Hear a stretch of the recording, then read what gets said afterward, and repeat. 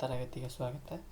ತರಗತಿ ಪ್ರಾರಂಭ ಮಾಡೋಕ್ಕಿಂತ ಮುಂಚಿತವಾಗಿ ನಮ್ಮ ಒಂದು ಯೂಟ್ಯೂಬ್ ಚಾನಲಿಗೆ ಸಬ್ಸ್ಕ್ರೈಬ್ ಆಗಿ ಪ್ರತಿನಿತ್ಯ ತರಗತಿಗಳನ್ನು ವೀಕ್ಷಿಸಿ ಅನ್ನುತ್ತಾ ಇವತ್ತಿನ ತರಗತಿ ಶಿವಾಜಿಯ ಒಂದು ಆಡಳಿತದ ಬಗ್ಗೆ ಈ ಒಂದು ತರಗತಿಯೊಳಗೆ ನೋಡ್ತಾ ಹೋಗ್ತೀವಿ.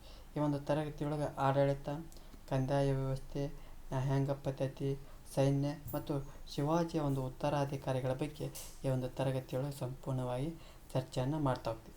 ಈ ಶಿವಾಜಿಯ ಆಡಳಿತವನ್ನು ನೋಡಿದರೆ ಶಿವಾಜಿಯು ತನ್ನ ವಿಶಾಲವಾದ ರಾಜ್ಯದಲ್ಲಿ ಉತ್ತಮವಾದಂಥ ಆಡಳಿತವನ್ನು ಸಂಘಟನೆ ಮಾಡ್ತಾ ಹೋಗಿದ್ದ. ತನ್ನ ಸಾಮ್ರಾಜ್ಯವನ್ನು ಅನೇಕ ಪ್ರಾಂತ್ಯಗಳನ್ನಾಗಿ ವಿಂಗಡಣೆ ಮಾಡಿರೋದನ್ನು ಕಾಣ್ತಾ ಹೋಗ್ತೀವಿ. ಅವುಗಳನ್ನು ಸ್ವರಾಜ್ಯ ಮತ್ತು ಮೊಘಲರ ರಾಜ್ಯಗಳಂತಂದು ವಿಂಗಡಣೆ ಮಾಡಿದ್ದ.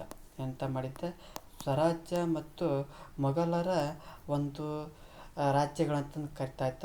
ಈ ಒಂದು ಆಡಳಿತದೊಳಗೆ ಆ ಮರಾಠಿ ಕೂಡ ಆಡಳಿತದ ಭಾಷೆ ಆಗಿತ್ತು. ಆ ಕೇಂದ್ರ ಸರ್ಕಾರದ ಮುಖ್ಯಸ್ಥನಾಗಿದ್ದ ಯಾರಾಗಿರ್ತಾರಪ್ಪ ಅಂದ್ರೆ ದೊರೆಗೆ, ಆ ಕೇಂದ್ರ ಸರ್ಕಾರದ ಮುಖ್ಯಸ್ಥನ ಅಂತ ಆ ದೊರೆಗೆ ಆಡಳಿತ ನೀಡಲು ಅಷ್ಟಪ್ರಧಾನರು ಎಂಬ ಮುಖ್ಯಮಂತ್ರಿಗಳನ್ನು ಕಾಣ್ತಾ ಹೋಗ್ತೀವಿ. ಎಲ್ಲಿ ಈ ಮರಾಠರಲ್ಲಿ ಕಾಣ್ತಾ ಹೋಗ್ತೀವಿ. ಜೊತೆಗೆ ಆ ಸಹಾಯಕವಾಗಿ ಇತರೆ ಅಧಿಕಾರಿಗಳನ್ನು ಕಾಣ್ತಾ ಹೋಗ್ತೀವಿ. ಅಂದರೆ ಈ ಒಂದು ಕೇಂದ್ರ ಸರ್ಕಾರದ ಮುಖ್ಯಸ್ಥ ಯಾರಪ್ಪ ಅಂದ್ರೆ ದೊರೆಗಳನ್ನು ನೋಡ್ತಾ ಹೋಗ್ತೀವಿ. ಈ ದೊರೆಗೆ ಈ ಒಂದು ನೆರವು ಯಾರು ನೀಡ್ತಾ ಹೋಗ್ತಿದ್ರಪ್ಪ ಅಂದ್ರೆ ಅಷ್ಟಪ್ರಧಾನ ಮಂತ್ರಿಗಳು ನೀಡ್ತಾ ಹೋಗ್ತಿದ್ರು. ಜೊತೆಗೆ ಈ ಒಂದು ಆಸ್ಥಾನದೊಳಗೆ, ಈ ಒಂದು ಆಡಳಿತದೊಳಗೆ ಪ್ರಾಂತ್ಯ, ಜಿಲ್ಲೆ, ಗ್ರಾಮ ಎಂಬ ಆಡಳಿತದ ಒಂದು ಘಟಕಗಳನ್ನು ಕಾಣ್ತಾ ಹೋಗ್ತೀವಿ. ಮತ್ತೆ ಮುಂದುವರೆದು ನೋಡೋದಾರ ಕಂದಾಯ ವ್ಯವಸ್ಥೆಯ ಬಗ್ಗೆ ನೋಡ್ತಾ ಹೋಗ್ತೀವಿ. ಈ ಶಿವಾಜಿಯ ಕಂದಾಯ ಪದ್ಧತಿಗೆ ಆ ರೈತರಿಗೆ ಅನುಕೂಲಕರವಾಗಿದ್ದ ರೈತವಾರಿ ಪದ್ಧತಿಗೆ ನೋಡ್ತಾ ಹೋಗ್ತೀವಿ. ಅಂದರೆ ಈ ಒಂದು ಶಿವಾಜಿ ಕಂದಾಯ ಪದ್ಧತಿ ರೈತವಾರಿ ಪದ್ಧತಿಯಾಗಿತ್ತು. ಜೊತೆಗೆ ಅವನು ಜಾಗೀರುದಾರಿ ಕಂದಾಯ ಪದ್ಧತಿಯನ್ನು ಏನು ಮಾಡ್ತಾ ಹೋಗ್ತಾನಪ್ಪ ಅಂದ್ರೆ ರದ್ದುಪಡಿಸ್ತಾ ಹೋಗ್ತಾನೆ. ಅಂದ್ರೆ ಆ ಜಾಗೀರುದಾರಿ ಕಂದಾಯ ಪದ್ಧತಿಯನ್ನು ರದ್ದುಪಡಿಸ್ತಾ ಹೋಗ್ತಾನೆ. ಆ ಕಂದಾಯವನ್ನು ಹಣ ಅಥವಾ ವಸ್ತು ರೂಪದಲ್ಲಿ ನೀಡಲು ಆದೇಶವನ್ನು ನೀಡ್ತಾ ಹೋಗ್ತಾನೆ. ಆ ಚೌತನ್ನ ಮತ್ತು ಸರ್ದೇಶಮುಖಿ ಎಂಬ ತೆರಿಗೆಗಳನ್ನು ಹಾಕ್ತಾ ಹೋಗ್ತಾನೆ. ಚೌತ್ ಅಂದರೆ 4ನೇ ಒಂದು ಭಾಗ, ಸರ್ದೇಶಮುಖಿ ಅಂದರೆ 10ನೇ ಒಂದು ಭಾಗ. ಇದು ಮೊಘಲರ ರಾಜ್ಯಗಳು ಇದು ತನ್ನ ರಾಜ್ಯದೊಳಗೆ ವಿಧಿಸುವಂಥ ತೆರಿಗೆಗಳನ್ನು ಕಾಣ್ತಾ ಹೋಗ್ತೀವಿ. ನಂತರದಲ್ಲಿ ನೋಡ್ತಾ ಹೋಗ್ತೀವಿ ನ್ಯಾಯಾಂಗ ಪದ್ಧತಿ ಬಗ್ಗೆ ನೋಡ್ತಾ ಹೋಗ್ತೀವಿ. ಈ ಶಿವಾಜಿಯ ಆಡಳಿತದೊಳಗೆ ಆ ಪರಂಪರಾನುಗತ ನ್ಯಾಯಾಂಗ ವ್ಯವಸ್ಥೆಯನ್ನು ಜಾರಿಯಲ್ಲಿ ನೋಡ್ತಾ ಹೋಗ್ತೀವಿ. ಆ ಗ್ರಾಮಗಳಲ್ಲಿ ಆ ಪಂಚಾಯಿತಿಗಳು ಏನು ಮಾಡ್ತಾ ಹೋಗ್ತದಪ್ಪ ಅಂದ್ರೆ ನ್ಯಾಯದಾನ ನೀಡ್ತಾ ಹೋಗ್ತಿದ್ವು. ಆ ಬ್ರಾಹ್ಮಣ ಆ ಒಂದು ನ್ಯಾಯಾಧೀಶರು ಆ ಸ್ಮೃತಿಗಳ ಆಧಾರದ ಮೇಲೆ ನಿರ್ಣಯ ಮಾಡ್ತಾ ಹೋಗ್ತಿದ್ರು. ಅಂದರೆ ಈ ಗ್ರಾಮಗಳಲ್ಲಿ ಪಂಚಾಯಿತಿಗಳು ನ್ಯಾಯ ತೀರ್ಮಾನಗಳನ್ನು ಕೊಡ್ತಾ ಹೋಗ್ತಿದ್ರು. ಆ ಬ್ರಾಹ್ಮಣ ನ್ಯಾಯಾಧೀಶರು ಆ ಸ್ಮೃತಿಗಳ ಆಧಾರದ ಮೇಲೆ ನಿರ್ಣಯ ಮಾಡೋದನ್ನು ಕಾಣ್ತಾ ಹೋಗ್ತೀವಿ. ಜೊತೆಗೆ ಇವತ್ತಿನ ಒಂದು ಸೈನ್ಯವನ್ನು ನೋಡೋದಾದ್ರೆ ಆ ಮರಾಠರ ಸೈನ್ಯದಲ್ಲಿ ಕಾಲ್ದಳ, ಗಜದಳ, ಅಶ್ವದಳ, ಫಿರಂಗಿ ದಳಗಳು ಇರೋದನ್ನು ಕಾಣ್ತಾ ಹೋಗ್ತೀವಿ. ರಾಯಗಢ, ರಾಜಗಢ, ತೋರಣಗಢ, ಪ್ರತಾಪ್ಗಢ, ಸಿಂಹಗಢಗಳಲ್ಲಿ ಪ್ರಮುಖವಾದಂಥ ಕೋಟೆಗಳನ್ನು ಕಾಣ್ತಾ ಹೋಗ್ತೀವಿ. ಈ ಒಂದು ಹವಾಲ್ದಾರ್ ಅನ್ನೋದು ಆ ಕೋಟೆಯ ಮೇಲ್ವಿಚಾರಕನಾಗಿದ್ದ. ಅಂದರೆ ಇಷ್ಟೆಲ್ಲ ಕೋಟೆಗಳನ್ನ ನೋಡ್ತಾ ಹೋಗ್ತೀವಿ. ಆದರೆ ಆ ಕೋಟೆಯ ಮೇಲ್ವಿಚಾರಕನನ್ನು ಅಂತ ಕರಿತಾವಪ್ಪ ಅಂದ್ರೆ ಹವಾಲ್ದಾರ್ ಅಂತಂದು ಕರಿತಾ ಹೋಗ್ತೀವಿ. ಆ ಸೈನ್ಯದಲ್ಲಿ ಅನೇಕ ಚಿಕ್ಕ ಘಟಕಗಳಿದ್ದವು. ಆ ಗೆರಿಲ್ಲಾ ಯುದ್ಧ ತಂತ್ರಗಾರಿಕೆಯಲ್ಲಿ ಶಿವಾಜಿಯ ಸೈನಿಕರು ವಿಶೇಷವಾದಂಥ ತರಬೇತಿಯನ್ನು ಪಡೆದಿದ್ದರು. ಮೊದಲಿಗೆ ಎಲ್ಲಿ ತನ್ನ ಒಂದು ರಾಜ್ಯದೊಳಗೆ ಮಾವಳಿ ಯುವಕರ ಒಂದು ಗುಂಪನ್ನು ಬಳಸಿಕೊಂಡು ಅವ್ರಿಗೇನು ಮಾಡ್ತಾ ಹೋಗ್ತಾನಪ್ಪ ಗೆರಿಲ್ಲಾ ಯುದ್ಧ ತರಬೇತಿಯನ್ನು ಕೊಡ್ತಾ ಹೋಗ್ತಾನೆ. ಯಾರು? ಶಿವಾಜಿ. ನಂತರದಲ್ಲಿ ಶಿವಾಜಿಯ ಒಂದು ಉತ್ತರಾಧಿಕಾರಿಗಳನ್ನು ನೋಡ್ತಾ ಹೋಗ್ತೀವಿ. ಅಂದರೆ ಆ ಶಿವಾಜಿಯ ಮರಣದ ನಂತರ ಸಂಭಾಜಿ ಏನು ಮಾಡ್ತಾ ಹೋಗ್ತಾನಪ್ಪ ಅಂದ್ರೆ ತನ್ನ ಶಕ್ತಿಯಿಂದ ಮರಾಠ ರಾಜ್ಯದ ಒಂದು ಉತ್ತರಾಧಿ ಆಗ್ತಾ ಹೋಗ್ತಾನೆ. ತನ್ನ ಒಂದು ರಾಜ್ಯವನ್ನು ಸಂರಕ್ಷಿಸುವುದರ ಬದಲಾಗಿ ಆ ಔರಂಗಜೇಬನ ಒಂದು ದಾಳಿಗೆ ತುತ್ತಾಗಿ ಏನಾಗ್ತಾ ಹೋಗ್ತಾನಪ್ಪ ಅಂದ್ರೆ ಕೊಲ್ಲಲ್ಪಡ್ತಾ ಹೋಗ್ತಾನೆ. ಹಾಗಾಗಿ ಆತನ ಪತ್ನಿ ಮತ್ತು ಚಿಕ್ಕ ಮಗನಾದಂಥ ಶಾಹುವನ್ನು ಏನು ಮಾಡ್ತಾ ಹೋಗ್ತಾರಪ್ಪ ಅಂತ ಸೆರೆ ಹಿಡಿತಾ ಹೋಗ್ತಾರೆ. ಹೀಗಾಗಿ ರಾಜಾರಾಮ್ ಅಂದ್ರೆ ಸಂಭಾಜಿಯ ಒಂದು ಕಿರಿಯ ಸಹೋದರ. ಯಾರು? ಈ ಸಂಭಾಜಿಯ ಒಂದು ಕಿರಿಯ ಸಹೋದರ ಅಂದರೆ ಇವನ ತಮ್ಮನಾದಂಥ ರಾಜಪ್ರತಿನಿಧಿಯಾಗಿ ಆಡಳಿತದ ಒಂದು ಸೂತ್ರ ವಹಿಸ್ಕೊಳ್ತಾನೆ. ಯಾಕಪ್ಪ ಅಂದ್ರೆ ಈ ಒಂದು ಸಂಭಾಜಿಯ ಒಂದು ಪತ್ನಿ ಮತ್ತು ಚಿಕ್ಕ ಮಗು ಅಲ್ಲಿ ಏನು ಮಾಡ್ತಾ ಹೋಗ್ತಾರೆ, ಸೆರೆ ಹಿಡಿದಿರ್ತಾರೆ. ಹಾಗಾಗಿ ಆ ಒಂದು ಸಂಭಾಜಿಯ ಸಹೋದರನಾದಂಥ ಈ ರಾಜಾರಾಮ್ನ ರಾಜಪ್ರತಿನಿಧಿಯಾಗಿ ಆಡಳಿತದ ಒಂದು ಸೂತ್ರವನ್ನು ವಹಿಸ್ಕೊಳ್ತಾ ಹೋಗ್ತಾನೆ. ಜೊತೆಗೆ ಆ ರಾಜಾರಾಮ್ ಏನು ಮಾಡ್ತಾ ಹೋಗ್ತಾನಪ್ಪ ಅಂದ್ರೆ ಪುನಃ ಆ ಮೊಘಲರೊಂದಿಗೆ ಹೋರಾಡಿ ಗುಜರಾತ್, ಮಾಳ್ವಾ, ಖಾಂದೇಶ್, ಪೆರಾರ್ಗಳನ್ನು ಮತ್ತು ಕೆಲವು ಕೋಟೆಗಳನ್ನು ಏನು ಮಾಡ್ತಾ ಹೋಗ್ತಾನಪ್ಪ ಅಂದ್ರೆ ವಶಪಡಿಸ್ಕೊಳ್ತಾ ಹೋಗ್ತಾನೆ. ಹೀಗಾಗಿ ರಾಜಾರಾಮ್ 1700ರಲ್ಲಿ ಮರಣ ಹೊಂದ್ತಾ ಹೋಗ್ತಾನೆ. ಯಾರು? ಈ ಸಂಭಾಜಿನಿ ಕಿರಿಯ ಸೋದರನಾದಂಥ ರಾಜಾರಾಮ್ 1700 ಏನು ಮಾಡ್ತಾ ಹೋಗ್ತಾನಪ್ಪ ಅಂದ್ರೆ ಮರಣ ಹೊಂದ್ತಾ ಹೋಗ್ತಾನೆ. ಹೀಗಾಗಿ ಆತನ ಪತ್ನಿಯಾದಂಥ ತಾರಾಬಾಯಿ ಮೊಯ್ತೆ ಜೊತೆಗೆ ತನ್ನ 10 ವರ್ಷದ ಮಗನಾದಂಥ 2ನೇ ಶಿವಾಜಿಯನ್ನು ಪಟ್ಟಕ್ಕೇರಿಸಿ ಅಧಿಕಾರ ಏನು ಮಾಡ್ತಾಳೆ, ಪ್ರಾರಂಭ ಮಾಡ್ತಾ ಹೋಗ್ತಾಳೆ. ಯಾಕಪ್ಪ ಅಂದ್ರೆ 1700 ಒಳಗೆ ರಾಜಾರಾಮ್ ಏನಾಗ್ತಾ ಹೋಗ್ತಾನೆ, ಮರಣವನ್ನು ಹೊತ್ತಾ ಹೋಗ್ತಾನೆ. ಹಾಗಾಗಿ ತನ್ನ ತಾರಾಬಾಯಿ ಮೊಯ್ತೆ ಮತ್ತು ತನ್ನ ಒಂದು 10 ವರ್ಷದ ಮಗನನ್ನು 2ನೇ ಶಿವಾಜಿಯನ್ನು ಪಟ್ಟಕ್ಕೇರಿಸಿ ಅಧಿಕಾರವನ್ನು ಪ್ರಾರಂಭ ಮಾಡ್ತಾ ಹೋಗ್ತಾಳೆ.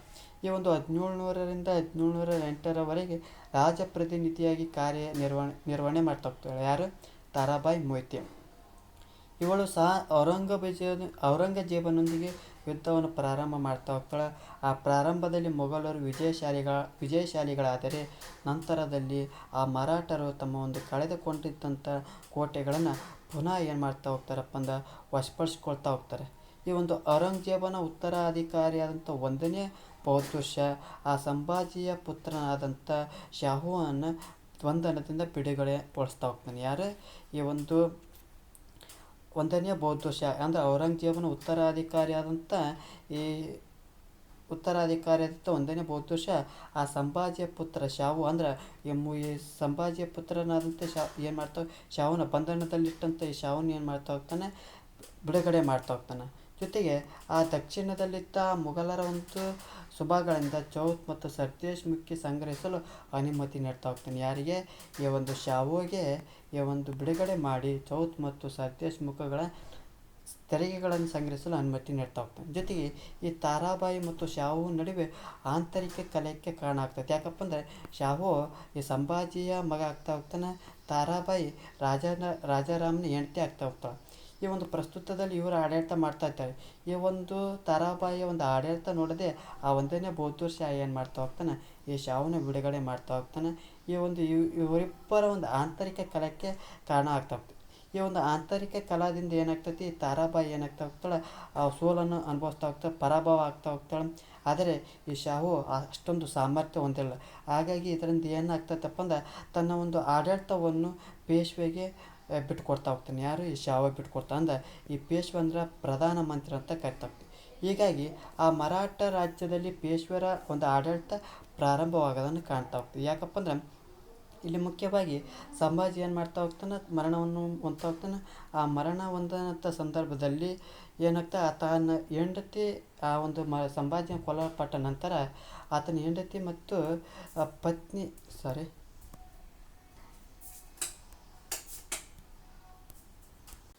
ಈ ಒಂದು ಪೇಶ್ವೆಗಳ ಆಡಳಿತ ಯಾಕೆ ಬರ್ತದಪ್ಪ ಅಂದ್ರೆ ಈ ಸಂಭಾಜಿನ ಏನು ಮಾಡ್ತಾ ಹೋಗ್ತಾರಪ್ಪ ಅಂದ್ರೆ ಕೊಲ್ತಾ ಹೋಗ್ತಾರೆ. ಈ ಸಂಭಾಜಿಯನ್ನು ಕೊಲ್ತ ನಂತರ ಅವನ ಹೆಂಡತಿ ಅಂದ್ರೆ ಪತ್ನಿಯನ್ನು ಮತ್ತು ಅವನ ಮಗನಾದಂಥ ಶಾಹುನನ್ನು ಏನು ಮಾಡ್ತಾ ಹೋಗ್ತಾರಪ್ಪ ಅಂದ್ರೆ ಬಂಧನದಾಗ ಇಟ್ಟು ಬಿಡ್ತಾರೆ. ಆದರೆ ಆ ಸಂಭಾಜಿಯ ಕಿರಿಯ ಸೋದರ ತಮ್ಮ ಯಾರು? ರಾಜಾರಾಮ್ ಇರ್ತಾ ಹೋಗ್ತಾನೆ. ಈ ರಾಜಾರಾಮ್ ಏನು ಮಾಡ್ತಾ ಹೋಗ್ತಾನೆ, ಆಡಳಿತವನ್ನು ಮಾಡ್ತಾ ಹೋಗ್ತಾನೆ. 1700 ಏನು ಮಾಡ್ತಾ ಹೋಗ್ತಾನೆ, ಇವನು ಮರಣವನ್ನು ಹೊಂದ್ತಾ ಹೋಗ್ತಾನೆ.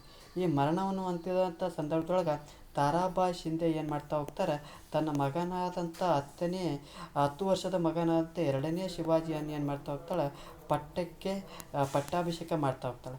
ಈ ಒಂದು 1700ರಿಂದ 1708ರವರೆಗೆ ಈ ತಾರಾಬಾಯಿ ಏನು ಮಾಡ್ತಾ ಹೋಗ್ತಾಳೆ, ತನ್ನ ಒಂದು ಆಡಳಿತವನ್ನು ಮಾಡ್ತಾ ಹೋಗ್ತಾಳೆ.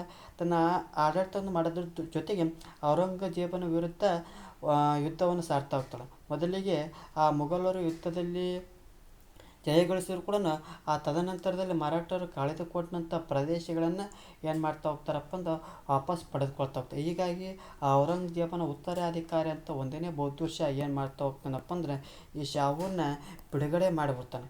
ಬಿಡುಗಡೆ ಮಾಡಿ ಆ ಮೊಘಲರ ಒಂದು ಸಾಮ್ರಾಜ್ಯದ ಏನು ಚೌತ್ ಮತ್ತು ಸರ್ದೇಶ್ ಮುಖಿಗಳನ್ನು ಸಂಗ್ರಹಣ ಮಾಡಕ್ಕೆ ಬಿಟ್ಟು ಯಾರಿಗೆ? ಇವರಿಬ್ಬರಿಗೂ ಏನು ಮಾಡ್ತಾ ಹೋಗ್ತಾನಪ್ಪ ಅಂದರೆ ಜಗಳ ಆಡಕ್ಕೆ ಬಿಟ್ಟುಬಿಡ್ತಾನೆ. ಅಂದ್ರೆ ಆಂತರಿಕ ಕಲಂ ಬಿಟ್ಟುಬಿಡ್ತಾನೆ. ಈ ಒಂದು ಶಾಹುಗೆ ಸಾಮರ್ಥ್ಯ ಇರಲಿಲ್ಲ. ಈ ಒಂದು ತಾರಾಬಾಯಿ ಅತ್ಯಂತ ಪರಾಕ್ರಮಿಯಾಗಿದ್ಲು. ಹಾಗಾಗಿ ಏನು ಮಾಡ್ತಾ ಹೋಗ್ತಾನೆ, ಈ ಶಾಹು ಆ ಒಂದು ತನ್ನ ಒಂದು ಆ ಮರಾಠ ಸಾಮ್ರಾಜ್ಯವನ್ನು ಯಾರಿಗೆ ಬಿಟ್ಟು ಕೊಟ್ಬಿಡ್ತಾನಪ್ಪ ಅಂದ್ರೆ ಪೇಶ್ವೆಗೆ ಬಿಟ್ಟು ಕೊಟ್ಬಿಡ್ತಾನೆ. ಅಂದ್ರೆ ಈ ಒಂದು ಪ್ರಧಾನ ಮಂತ್ರಿಯವರ ಆಡಳಿತಕ್ಕೆ ಬಿಟ್ಟು ಕೊಡೋದನ್ನು ಕಾಣ್ತಾ ಹೋಗ್ತೀವಿ. ಅಲ್ಲಿಂದ ಏನಾಗ್ತದಪ್ಪ ಅಂದ್ರೆ ಮರಾಠರ ಒಂದು ಆಡಳಿತವನ್ನು ಪೇಶ್ವೆಗಳು ಆಡಳಿತವನ್ನು ಮಾಡ್ತಾ ಹೋಗ್ತವೆ. ಇದಿಷ್ಟೇನಪ್ಪ ಅಂದ್ರೆ ಈ ಒಂದು ಶಿವಾಜಿಯ ಆಡಳಿತ ಮತ್ತು ಶಿವಾಜಿಯ ಒಂದು ಉತ್ತರಾಧಿಕಾರಿಗಳ ಬಗ್ಗೆ ಈ ಒಂದು ತರಗತಿಯೊಳಗೆ ನೋಡ್ತಾ ಹೋದ್ವಿ. ಈ ಒಂದು ತರಗತಿ ಇಷ್ಟ ಆದರೆ ನಮ್ಮ ಒಂದು ಯೂಟ್ಯೂಬ್ ಚಾನಲಿಗೆ ಸಬ್ಸ್ಕ್ರೈಬ್ ಆಗಿ, ಜೊತೆಗೆ ಒಂದು ತರಗತಿ ಇಷ್ಟ ಲೈಕ್ ಮಾಡಿ, ಇಲ್ಲದಿದ್ದರೆ ಡಿಸ್ಲೈಕ್ ಮಾಡಿ. ಏನಾದರೂ ದೋಷಗಳು ಮತ್ತು ನಿಮ್ಮ ಒಂದು ಅಭಿಪ್ರಾಯಗಳನ್ನು ಕಮೆಂಟ್ ಬಾಕ್ಸ್ನ ಮೂಲಕ ತಿಳಿಸಿ ಅನ್ನುತ್ತಾ ಈ ಒಂದು ತರಗತಿಯನ್ನು ಮುಗಿಸ್ತಾ ಇದ್ದೀನಿ. ಎಲ್ಲರಿಗೂ ಧನ್ಯವಾದಗಳು.